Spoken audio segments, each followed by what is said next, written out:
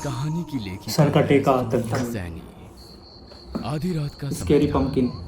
घने जंगल के बीचों बीच आदिवासी पोशाक पहने एक आदमी कुछ तंत्र क्रिया में लीन दिखाई पड़ रहा था।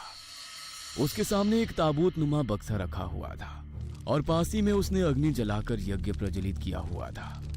उस आदमी के गले में नरमुंड की माला थी। किसी अजीब सी भाषा में मंत्र पढ़ते हुए वह बार बार एक मुट्ठी सामग्री उस यज्ञ को समर्पित करता। ये सब इतना खौफनाक था कि किसी की भी रूह को कपा देने के लिए काफी था। अपनी तंत्र क्रिया के अंत में उसने एक पशु की बलि दी और उसके रक्त से ताबूत को स्नान करा दिया। तभी अचानक आसपास एक हलचल सी हुई और तेज आंधी का बवंडर उठने लगा।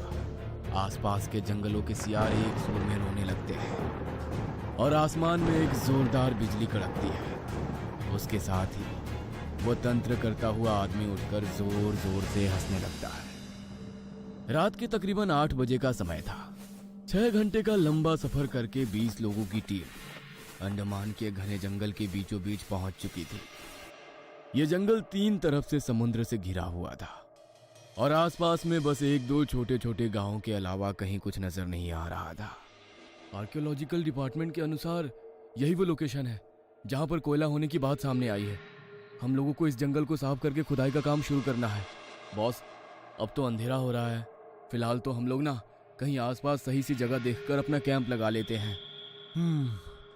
तुम शायद ठीक कह रहे हो। सभी लोग अपनी अपनी टॉर्च हाथ में पकड़कर जंगल में आगे बढ़ने लगते हैं। ठीक है, सरकट आ गया। सर, मैंने अभी 2 लाल लाल चमकती हुई आंखें देखी। यहाँ कुछ है। अरे जंगली जानवर होंगे और क्या। ऐसा करते हैं, अपनी बस में ही वापस चलते हैं और उसी में रात बिताते हैं। जंगल में दिन छिपे घूमना मुझे सेफ नहीं लग रहा है। मुझे भी अभी अभी किसी के दौड़ने की आवाज सुनाई दी है। ऐसा लगता है कुछ जरूर है हमारे आसपास। बॉस की कितने सारे लोग हो गए? सभी लोग अभी तो थोड़े से ही बस थे। की तरफ जाने लगते हैं। पहली रात पूरी टीम ने बस में ही बिताई थी। अगले दिन सुबह 5 बजे सूरज की किरण पड़ते ही सभी लोग बस से बाहर आते हैं। उनको सिगरेट कौन ला के दिए? फ्रेश होने के बाद काम स्टार्ट करते हैं। आसपास के एरिया में कोई लेबर मिलेगा क्या? काम थोड़ा जल्दी खत्म हो जाएगा। 1-2 गांव है तो आसपास, लेकिन कोई भी यहाँ काम करने को तैयार नहीं है। कहते हैं सालों पहले इस जंगल में कोई आदिवासी समूह रहा करते थे, लेकिन पता नहीं क्यों रातों रात उन लोगों ने भी इस जंगल को छोड़ दिया। वो लोग क्यों, कहाँ गए, कोई नहीं जानता। वे लोग वो बातें देख करते हुए पीछे। जंगल में आगे बढ़ रहे थे। तभी उनकी नजर एक पेड़ पर पड़ती है। सर, वो पेड़ देखिए, कुछ अजीब नहीं लग रहा आप लोगों को? ओह माय गॉड, ये तो बहुत अजीब चीज है। ऐसा लगता है ट्री ना होकर किसी का फेस हो। जैसे जैसे वो जंगल में आगे बढ़े जा रहे थे, उनका सामना कुछ अजीबोगरीब और खौफनाक चीजों से हो रहा था। किसी पेड़ पर उन्हें कपड़े की गुड़िया लटकती हुई दिख जाती, तो कहीं पर कोई मानव खोपड़ी। कहीं पेड़ों पर कुछ अजीब से साइन बने थे जिनका मतलब वो लोग समझ नहीं पा रहे थे। धीरे धीरे पेड़ों की कटाई का काम शुरू होता है। अचानक ही उन्हें घने पेड़ों से ढका हुआ एक टूटा फूटा सा मंदिर दिखाई देता है। जरूर यहीं कहीं आसपास ही पहले कोई रहता होगा, तभी उन लोगों ने ये मंदिर बनवाया होगा। लेकिन मैं ये सोचकर परेशान हूँ कि आखिर वो लोग क्यों चले गए, क्योंकि मैंने सुना है कि आदिवासी लोग अपना जमीन और जंगल कभी इतनी आसानी से नहीं छोड़ते हैं। अरे हमको क्या करना है यार, हमको आदिवासियों पर रिसर्च थोड़ी ना करनी है। इसको भी तोड़वाओ जल्दी और खुदाई का काम भी चालू करवा दो। मंदिर तोड़ने के बाद अब खुदाई का काम भी शुरू हो गया था। जैसे ही मजदूर मंदिर को खोदना शुरू करते हैं, लगभग 25 फीट के बाद नीचे उन्हें एक बक्से जैसा महसूस होता है। साहब, कुछ है नीचे। निकालो, देखे क्या सरकटा तो यही लग रहा है, उत्सुकता इसके लंबे लंबे बाल देख। बक्से को बाहर निकालते हैं। सर, बक्से पर ये देखिए क्या है। किसी ने लोहे की चैन से इसे लपेटा हुआ है। क्या कहते हैं, काट दें ये चैन? इतना ही नहीं, ये देखिए कुछ अजीब अजीब से चित्र भी बने हुए हैं इस बक्से के ऊपर। भाई, मैं तो पहले ही बता रहा हूँ, इसके अंदर से अगर खजाना बजाना निकला तो उसमें मेरा भी हिस्सा होगा। हाँ। अविनाश की बात सुनकर वहां खड़े सभी लोग मुस्कुरा देते हैं। लोहे की चैन को काटने के लिए जैसे ही उस पर हथौड़े से वार किया जाता है, जंगल के जंगली जानवर जैसे कुत्ते, गीदड़ और सियार एक साथ भयानक आवाज में रोने लगते हैं। अब तक सर पर चमकता सूरज जैसे घबराकर बादलों की ओट में छिप जाता है और दिन में ही अंधकार सा छाने लगता है। उल्लुओं का एक झुंड अचानक से आसमान में उड़ता है और पूरे आसमान पर छा जाता है। ये क्या हो रहा है सर? ये सब बहुत मिस्टीरियस नहीं होता जा रहा है? एक तो वैसे ही हम जंगल के बीचों बीच खड़े हैं और ऊपर से ये सब जो हो रहा है ना, मुझे तो बहुत घबराहट सी हो रही है। विक्की का इतना कहना ही था कि अगली हथौड़ी की चोट उस जंजीर को काट देती है। जंजीर हटाकर जैसे ही उस बक्से को खोला जाता है, उन्हें वहां जो दिखाई देता है उससे सबके होश उड़ जाते हैं। ओह माय गॉड, क्या देख लिया इन्होंने? हमें शायद ये बॉक्स खोलना ही नहीं चाहिए था। बॉक्स के अंदर जो सर कटा था वो विक्की, शैली, बॉस, रोशनी और अविनाश के होश उड़ाने के लिए काफी था। उन पांचों की चीख उस खुले हुए बॉक्स को देखकर जैसे गले में ही अटक गई थी। अरे बंद करो इसे, वापस वही गाड़ दो। पता नहीं क्या है ये। सर, इस तरह से सिर काटकर कोई किसी को जमीन की इतनी गहराई में क्यों दफनाएगा? मुझे ये सब समझ में नहीं आ रहा है। खोपड़ी के साथ ये किसी और लिपि में लिखे हुए कुछ मंत्र भी बक्से के अंदर दिखाई दे रहे हैं, लेकिन इन मंत्रों में क्या लिखा है, उनका क्या मतलब है, ये सब तो मुझे समझ में नहीं आ रहा। ये सब कुछ और ही चक्कर लग रहा है मुझे। ऐसा लगता है किसी ने कुछ टोना टोटका करके इसको यहाँ गाड़ा है। तुम लोगों ने महसूस किया इसके अंदर जो अजीब अजीब से चित्र बने हुए हैं ना, ऐसे ही चित्र पेड़ों की तनों पर भी बने हुए थे। इन सब का आपस में कुछ ना कुछ कनेक्शन है। सर, क्या करना है इस बॉक्स का? ऐसा करो, उठाकर ले चलो, आर्कियोलॉजिकल डिपार्टमेंट को दे देंगे, उनके कुछ काम आए तो। दिन भर काम करने के बाद सभी लोग थक कर चूर हो गए थे। शाम के 8 बज गए थे और चारों ओर अंधेरा अपने पांव पसारने लगा था। साइट पर काम करने वाले सभी लोगों ने कुछ कुछ दूर पर अपने अपने टेंट लगा रखे थे। थकान के कारण कुछ ही देर में सभी लोग गहरी नींद में आ गए थे। अचानक देर रात रोशनी की नींद खुलती है। ऐसा लग रहा है जैसे टेंट के बाहर कोई है और मुझे आवाज लगा रहा है। बार बार टेंट के बाहर लहराते एक साए को देखकर आखिर में रोशनी टेंट से बाहर आ जाती है। अरे, यहाँ तो कोई भी नहीं दिखाई दे रहा। अंदर से तो बार बार किसी की परछाई दिखाई पड़ रही थी। कहीं शैली तो नहीं आई थी मुझे बुलाने और मेरे जवाब ना देने पर लौट गई हो? कहीं किसी मुसीबत में तो नहीं है? ऐसा सोचकर रोशनी थोड़ी दूर पर लगे शैली के टेंट की ओर जाने लगती है। इतना दूर क्यों जा रही है? अचानक से उसे अपने पीछे से किसी के कदमों की आहट सुनाई देने लगती है। रोशनी चौंक कर पीछे देखती है, लेकिन पीछे कोई नहीं था। पसीने की बूंदें अब उसके माथे पर नजर आने लगी थी। वह तेज कदमों से शैली के टेंट की ओर बढ़ती है। तभी उसे पत्तों पर चलने की किसी के कदमों की आवाज और तेजी से सुनाई देने लगती है। रोशनी एक बार फिर से मुड़कर देखती है तो उसे अपने पीछे एक साया सा क्या? नजर आता है। अंधेरा ज्यादा होने के कारण उसे समझ नहीं आ रहा था कि आखिर वो है कौन।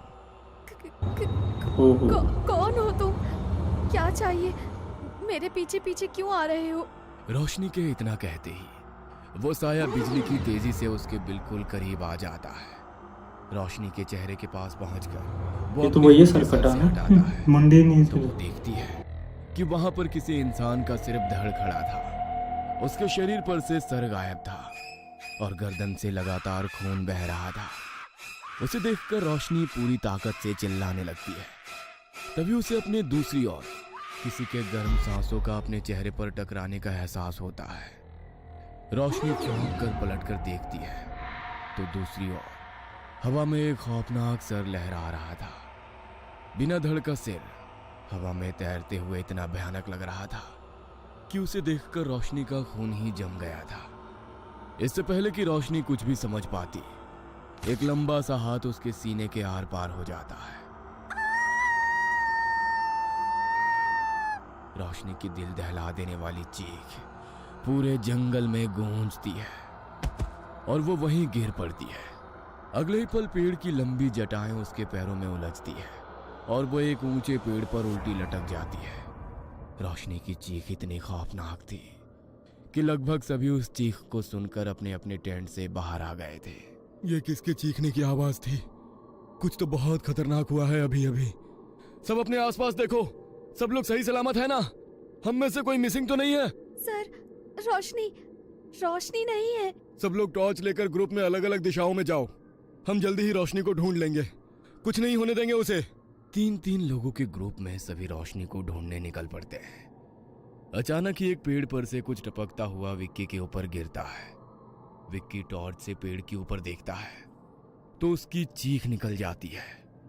रोशनी पेड़ की शाखा से उल्टी लटकी हुई थी और उसके शरीर से खून ऊपर से टपक कर नीचे गिर रहा था। रोशनी की मौत से पूरी टीम गहरे सदमे में थी। अब तो कोई भी अपने टेंट में वापस जाने को तैयार ही नहीं था। किसी तरह आग के आसपास बैठकर रात बिताने के बाद अगली सुबह सभी के लिए बहुत तकलीफदेह थी। हम लोग इधर नहीं रुकेंगे सर। जॉब जाती है तो जाए, क्या फायदा ऐसी जॉब का। हमारी सिक्योरिटी के लिए सरकार ने कोई इंतजाम नहीं किया है। लेकिन ये एरिया तो फॉरेस्ट टीम की तरफ से सेफ मार्क किया हुआ है। इस तरफ कोई भी खतरनाक जानवर नहीं है और कोई जानवर इस तरह मारकर उल्टा नहीं लटका सकता। ये कुछ और ही है। सभी लोग बातें कर ही रहे थे कि एक बार फिर उन्हें ऐसा लगता है जैसे कोई आसपास छिपकर उनकी बातें सुन रहा है। ए, कौन है उधर? बॉस के इतना कहते ही कोई वहां से निकलकर भागने लगता है, जिसे विक्की और अविनाश दौड़कर पकड़ तो वही लेते ना हैं। शुरू में कौन है देखा। तू? यहाँ क्या कर रहा था? तो तूने ही रोशनी को मारा? ये तो कोई आदिवासी लग रहा है। बोलो, यहाँ क्या कर रहे थे? यह जंगल घर था हमारा, लेकिन हमें उसे छोड़ना पड़ा। 15 साल हो गए हम सब यहाँ नहीं रहते, लेकिन जब पता चला आप लोग यहाँ पर कोयला खोदने आने वाले हो तो मुझसे रहा नहीं गया और मैं देखने आया कि आप लोग ठीक तो हो ना। क्यों? हमें क्या होगा? साफ साफ बोल, ये बता, रोशनी को क्यों मारा? मैं क्यों मारूंगा उसे? लेकिन अगर सच पता चलेगा तो तुम सबके होश उड़ जाएंगे। यहाँ आकर बहुत बड़ी गलती कर दी तुमने। अब कोई नहीं बचेगा। इस जंगल में एक सरकटा रहता है, बहुत भयानक है वो, किसी को नहीं छोड़ता। हर रात रक्त से स्नान करता है। हमारा पूरा कबीला उसकी दहशत से बरसों तक जिया है। ये पेड़ों पर बने हुए चिन्ह देख रहे हो? उससे बचने के लिए ही हमने ये मंत्र तंत्र किया था। हमारे कबीले के एक तांत्रिक ने उससे बचने के लिए जो भी उपाय बताए हमने वो सब किए थे ताकि वो हमारे आसपास ना आ सके। लेकिन फिर भी कोई ना कोई उसकी पकड़ में आ ये ही तो जाता स्त्री था। टू मूवी का उसका बता रहा ये है। शिकार होती है नरम शरीर वाली औरतें। लेकिन ऐसा मत समझना कि मर्द बच जाएंगे। हमारे कबीले में हम अपनी वन देवी के सेवा करने वाली पुजारन को भी देवी के समान पूजते हैं। एक रोज वो देवी मंदिर में पूजा कर रही थी। उनके हाथ में देवी माँ की तलवार थी। तभी उन्होंने कबीले की एक लड़की की चीख सुनी। चीख सुनकर वो भी उसी ओर दौड़ पड़ी। इससे पहले कि सरकटा उस लड़की का शिकार करता, उन्होंने तलवार से उसके शरीर पर वार कर दिया। शायद वो देवी की तलवार की शक्ति थी कि उसके वार से सरकटा का शरीर निठाल होकर एक तरफ गिर गया। ये तो इसको मारे जा रहे हैं। उन्होंने उस सरकटे पर एक के बाद एक कई बार वार किए और उस लड़की को लेकर जल्दी से उसके माँ बाप के पास पहुंच गई। इतने में कबीले के लोग भी वहां जमा हो गए। इतनी आसानी से इसका अंत नहीं होगा। ये कुछ देर में फिर उठकर खड़ा हो जाएगा। इसके सर को इसके धड़ से अलग करना होगा ताकि ये फिर से अपना शरीर वापस ना पा सके।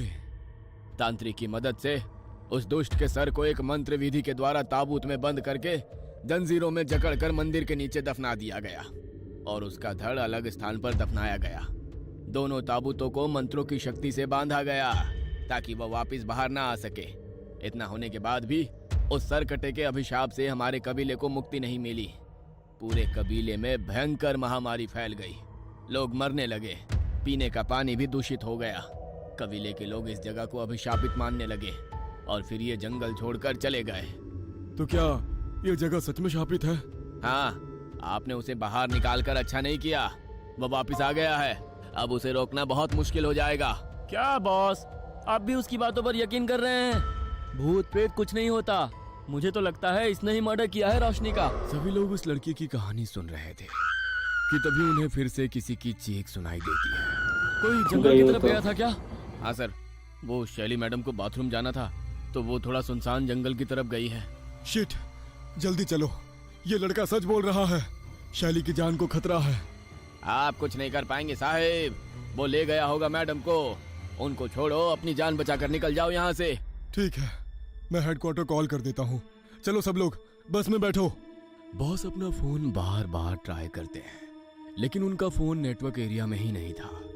सभी अपने फोन चेक करते हैं लेकिन किसी का फोन काम नहीं कर रहा था। छोड़ो फोन को, सब लोग बस की तरफ चलो। वे सभी लपक कर बस की ओर बस में इतनी बैठा ही है। और ड्राइवर बस स्टार्ट करता है। बस धीरे धीरे आगे बढ़ रही थी। तभी बस के शीशे के बाहर विक्की को हवा में तैरता हुआ वही खौफनाक सर दिखाई देता है और देखते ही देखते एक उसका लंबा मजा आ गया सर कटे।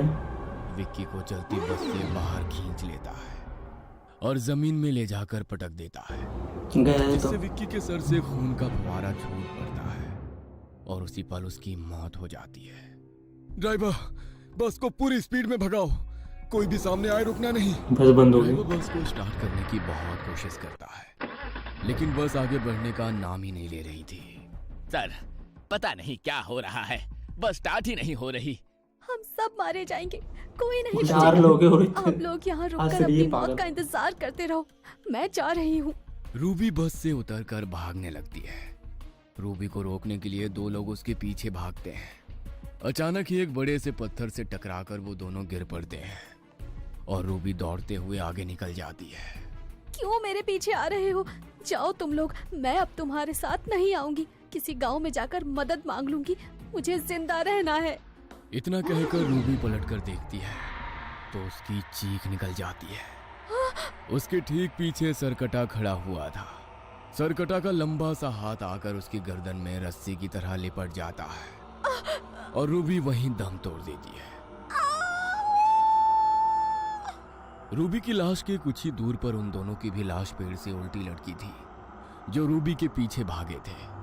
वही रूबी बचा की चीख बॉस। सुनकर बचे हुए बचे लोगों नहीं में भी कितने सारे? भगदड़ मच जाती है 4 बच रहे भी तो। और अपनी जान बचाने को वो जंगल में इधर उधर दौड़ पड़ते हैं। ये भी अपनी गए। जान बचाने की वो भी नाकाम गए। कोशिश बॉस के ही तो था वो। एक एक करके सभी सरकटे का शिकार हो जाते हैं और पूरा जंगल खौफनाक चीखों से गूंज उठता है। दूसरी ओर हमारा जंगल तबाह करने का भुगतान तो करना ही पड़ेगा ना। कोयले के लिए सब तबाह करने चले थे ना, अब कोई यहाँ पैर रखने से भी डरेगा। पूरी कहानी नहीं जानना चाहोगे? बरसों पहले सरकटा को कैद करने के बाद सब कुछ सामान्य हो गया था। अचानक एक दिन हमारे जंगल में बहने वाली नदी का पानी पीकर सब बीमार होने लगे। नदी का पानी जहर बना वो सरकटा का अभिशाप नहीं था, जानबूझकर उसमें केमिकल मिलाया गया था ताकि उसे पीकर हम खुद मर जाएं और ये जंगल खाली हो जाए। जंगल के लिए अभिशाप सरकटा नहीं, वो लोग थे जो पैसों के लिए कुछ भी करने को तैयार हो जाते हैं। जिस तरह से सरकटा को कैद करने का मंत्र कबीले के पास था ना, वैसे ही उसे जगाने का मंत्र भी हमारे पास है। जब जंगल खतरे में आ गया तो उसकी रक्षा के लिए मैंने ही सरकटे के धड़ को उसके ताबूत से निकालकर मंत्रों की शक्ति से उसे जागृत किया। सरकटा अब इसी जंगल में भटकेगा अपने अगले शिकार के इंतजार में। जो जंगल का उसको शिकार मार करने देगा। आएगा खुद उसका उसको शिकार तो बन जिंदा किया जाएगा।